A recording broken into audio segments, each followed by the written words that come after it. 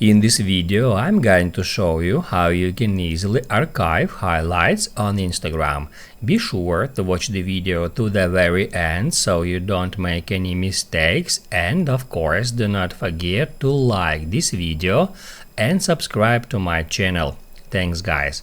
So let's get started, and first off, open up Instagram app and then go to your profile.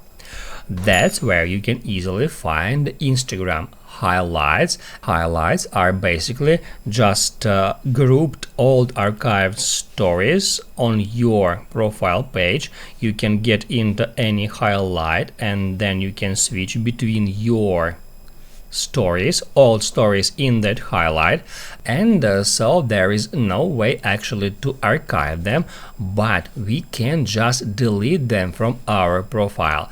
Don't worry, archived stories will not be deleted, only highlight will be deleted. To delete a highlight, just hold down your finger at that highlight and then select delete highlight. That's it. Now you can write down in the comments below if you have any questions about that tutorial. Hit the like button if you like that video, and see you in the next one.